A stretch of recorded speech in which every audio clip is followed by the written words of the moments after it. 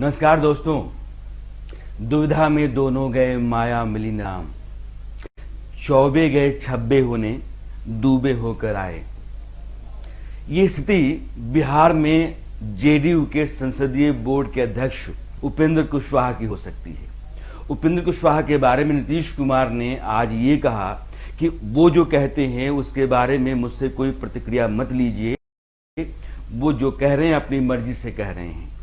Party का जो सर्वे सर्वा है, जो मुख्यमंत्री है जेडीयू का, वो एक ऐसे व्यक्ति दरकिनार करता है, उससे अपने संबंध को अलग करता है जो उसकी संसदीय बोर्ड का अध्यक्ष है। अब आप यूं समझ लीजिए कि उपेंद्र कुशवाहा नीतीश कुमार के बीच में संबंध कहां आकर के खड़े हो गए हैं।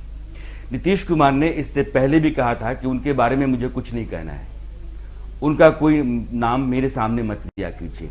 यानी कि उपेंद्र कुशवाहा और नीतीश कुमार के बीच में जो लड़ाई बहुत पहले कभी रही और बार बार हुई, वो लड़ाई फिर से एक बार सामने आ गई है। उपेंद्र कुशवाहा नीतीश कुमार के साथ 3 बार रहे और 3 बार बाहर गए। ललन सिंह जो जेडीयू के अध्यक्ष हैं, राष्ट्रीय अध्यक्ष, उन्होंने भी उपेंद्र कुशवाहा के बारे में कहा कि उन्होंने जब जब मुख्यमंत्री का समय मांगा उनको समय दिलवाया गया। अपनी पार्टी के जितने भी लोगों को संगठन के भीतर जहां जहां भी उन्होंने सेट करना चाहा, वह बात मान ली गई। इसके बाद वो बताएं कि पार्टी के लिए उन्होंने किया क्या है, क्या उन्होंने कार्यकर्ता भी बढ़ाए हैं। कुल मिलाकर के पार्टी के अध्यक्ष और पार्टी का जो सर्वे सर्वा नेता है मुख्यमंत्री नीतीश कुमार, यह दोनों उपेंद्र कुशवाहा को निशाने पर ले रहे हैं। कारण क्या है? कारण यह है कि उपेंद्र कुशवाहा के भीतर एक बेचैनी है, एक बेताबी है, और वो ये है कि सत्ता में वो क्यों नहीं, वो नीतीश कुमार की मंत्रिमंडल के भीतर नहीं आ पाए। नीतीश कुमार ने जब महागठबंधन की सरकार बनाई, उस दौरान उनके अंदर आने की उम्मीद थी, सपना पाले वो बैठे थे, लेकिन नीतीश कुमार ने उनके सपने पर पानी फेर दिया। बाद में कहा यह गया कि उन्होंने हाल में कहा कि मंत्रिमंडल विस्तार हो तो मुझे उप मुख्यमंत्री बना दिया जाए। नीतीश कुमार ने सीधे सीधे इस मामले को खारिज कर दिया, वो कर भी नहीं सकते हैं। उपेंद्र कुशवाहा के ऊपर उनका कोई भरोसा नहीं है। उपेंद्र कुशवाहा को पार्टी में उन्होंने जगह से इसलिए दी कि जो उपेंद्र कुशवाहा का वोट बैंक है कोयरी वाला, वो नीतीश कुमार के साथ जुड़ जाएगा। इससे ज्यादा ना तो उनको गरज थी और ना ही उपेंद्र कुशवाहा से कोई लगाव है। तो उपेंद्र कुशवाहा नीतीश कुमार के बीच जो राजनीति है बहुत लंबे समय से साफ है। हुआ क्या, उपेंद्र कुशवाहा दिल्ली आए, एम्स में रेगुलर चेकअप के नाम पर दाखिल है और यहां वो बिहार के बीजेपी के कुछ नेताओं से मिले। यह चर्चा जो है वो तेज हो गई बिहार के भीतर भी। जब वो पटना पहुंचे दिल्ली से, तो उनसे जब मीडिया ने सवाल किया तो उन्होंने कहा कि जेडीयू का जितना बड़ा नेता वो बीजेपी के उतने संपर्क में है। कुल मिलाकर के नीतीश कुमार की तरफ इशारा था कि अगर मैं संसदीय बोर्ड का नेता हूं तो मुझसे ऊपर ललन सिंह पार्टी के अध्यक्ष या फिर नीतीश कुमार मुख्यमंत्री, तो वो ज्यादा बीजेपी करीब हैं और बीजेपी से उनकी बातचीत लगातार चल रही है। कुल मिलाकर के इशारा इस बात का था। असहज नीतीश कुमार उपेंद्र कुशवाहा को लेकर के महागठबंधन के भीतर आने के बाद से ज्यादा महसूस करने लगे थे, क्योंकि उपेंद्र कुशवाहा ने आरजेडी और लालू परिवार के ऊपर भी बहुत तीखी टिप्पणी की थी कि कैसे बीजेपी के साथ आरजेडी के उस परिवार ने एक संबंध अपने बना लिए हैं केसेस निपटाने के लिए, और अपने खिलाफ मुकदमे जो हैं उनमें उनको ज्यादा परेशानी ना हो, इसलिए उसका रास्ता निकालने के लिए। और वो लालू प्रसाद यादव, तेजस्वी यादव के ऊपर एक बड़ा सवाल था।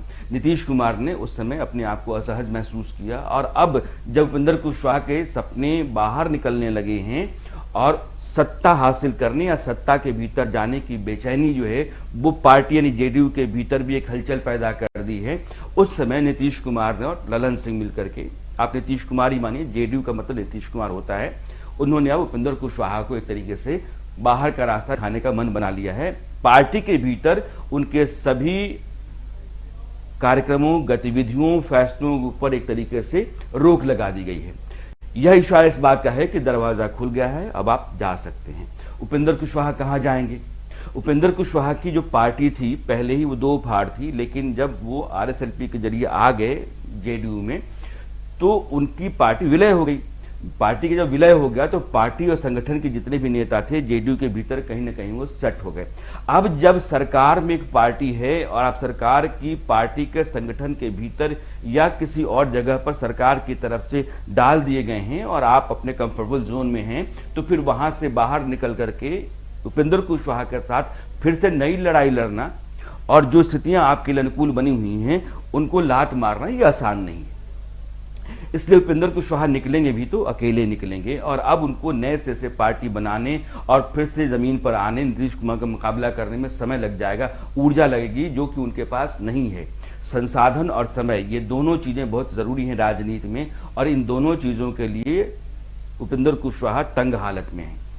इसलिए बीजेपी उनके पास एक विकल्प है, लेकिन बीजेपी चूंकि अब अकेले हैं, उनकी जाति के कुछ लोग वोट दे सकते हैं, जाति के इकलौते नेता अब नहीं रह गए हैं कि जो कोई वोट है उपेंद्र कुशवाहा के नाम पर बिहार का पूरा चला जाएगा कि हाँ जाएगा।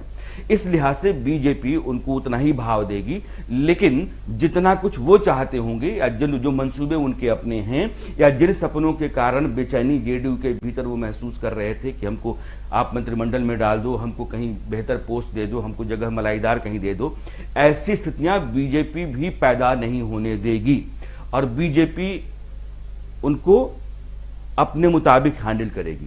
क्योंकि केंद्रीय मंत्रिमंडल में नरेंद्र मोदी के आने के बाद वो बाहर चले गए और फिर जब बीजेपी उनको अंदर लाएगी या बीजेपी अपने साथ जोड़ती है तो बीजेपी उनको उतना ही भाव देगी जितने के हकदार हैं, उससे ज्यादा नहीं, चाहे वो पार्टी में रहें या नहीं रहें। तो कुल मिलाकर के उपेंद्र कुशवाहा जिन्होंने अपनी पार्टी का विलय जेडीयू में करवा लिया है और जेडीयू ने अब उनको बाहर का रास्ता दिखाना तय कर लिया है, वैसे में सामने कोई रास्ता, कोई मंजिल उनके पास है नहीं। इसलिए जो उनका अतीत था और जो उनका वर्तमान होने, जो आगे आने वाला समय भविष्य होने जा रहा है, उस लिहाज से मैंने कहा कि चौबे गए छब्बे होने, डूबे होकर के आए, दुविधा में दोनों गए, माया मिली न राम, न घर के रहे न घाट के। ये स्थितियां उपेंद्र कुशवाहा के लिए पैदा हो गई।